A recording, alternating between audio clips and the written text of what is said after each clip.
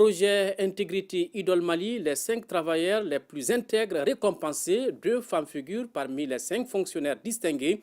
Les résultats de la sélection annuelle ont été présentés hier. Cette journée intervient à la veille du 9 décembre décrétée par les Nations Unies en 2013, journée internationale de la lutte contre la corruption. On fait le point avec Djemba Moussa Konaté.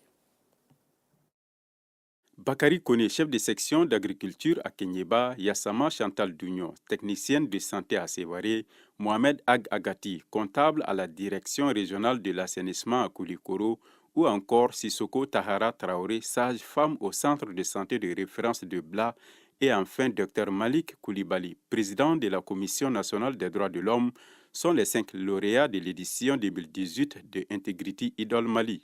Ces 5 personnes sont primées pour leur assiduité et honnêteté au travail. La cérémonie de ce soir, elle n'a pas seulement une valeur symbolique à nos yeux. Elle a une haute portée morale et est d'une valeur inaltérable.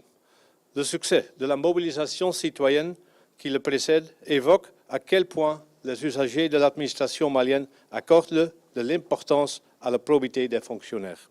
La lutte contre la corruption au Mali passe par la diminution des décisions discrétionnaires. Cet exercice qui consiste à détecter les cadres, les agents, les personnes ordinaires qui, dans leurs tâches de tous les jours, conservent un comportement intègre, donc restent exemplaires dans ce qu'ils font. Je pense que ça, c'est une mesure vraiment méritoire qui mérite d'être encouragée. Les lauréats voient en cette consécration la récompense du mérite. C'est simplement un défi, un challenge à relever, celui d'être intègre, celui de répondre à cette image qui désormais colle à nous tout le temps que nous serons au service du Mali. Dans le cadre de la coopération bilatérale, le Royaume des Pays-Bas entend toujours accompagner les dynamiques maliennes innovantes. Il s'agit de confirmer la réussite des dites dynamiques afin d'appuyer leur mise à échelle nationale pour l'intérêt du peuple malien.